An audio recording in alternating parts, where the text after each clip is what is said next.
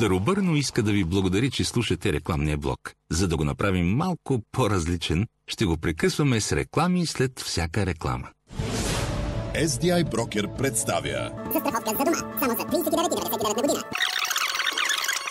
Помага ти да избиеш. Следва рекламна пауза от Старобърно. Знаете ли с какво е известно Бърно, което е град, който е в Чехия? Останете с нас и ще научите след тази реклама. Когато е горещо. Ще го съкратим малко. Старобърно идва от един по-малко известен град в Чехия. Той е по-малко известно от голямото си братче от Прага. Това не го плаши, защото вярва, че не е нужно да си голям, за да се забелязваш. И го доказа с една малка кампанийка, в която обаче всеки детайл направи впечатление. Малко по-различни печатни визии, заявяващи характерния тон на говорене на Старобърно.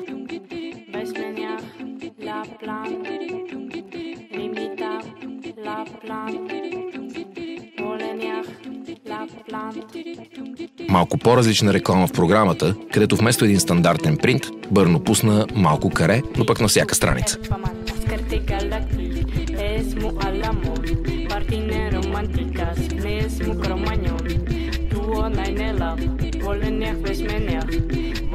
Малката кампанийка продължи със създаването на малко по-различен билборд, който се оказа голям, когато се превърне в индор инсталация.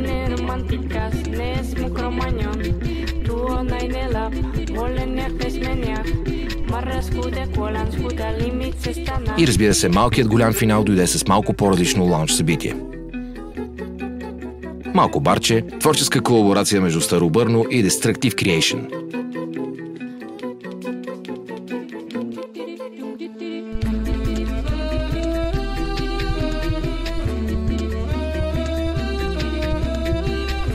Малкото барче на Бърно е функционална арт-инсталация, която позволява на минувачите да усетят духа на Бърно, най-малкият чешки бар, създаван някога.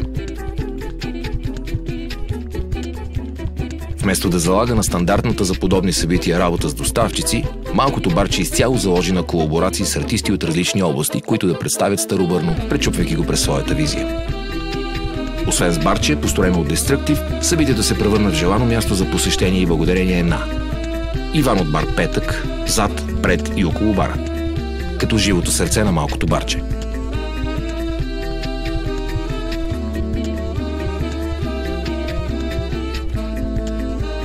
Contemporary Bohemians, които представиха своя малка изложба на тема Бърно. Мангея Ателие, които направиха осветлението и декорацията на събитието. Urban Noma, които проектираха и ушиха костюмите на бармана и неговия екип. Братя Хлебари с грижа за кетеринга.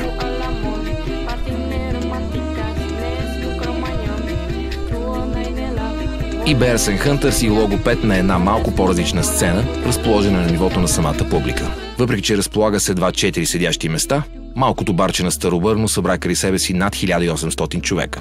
Една малка кампанийка по-късно, Старобърно вече се приема като достоен конкурент на големите си чешки братя. Както казахме, не е нужно да си голям, за да се забелязваш. Старобърно. Малко по-различно чешко.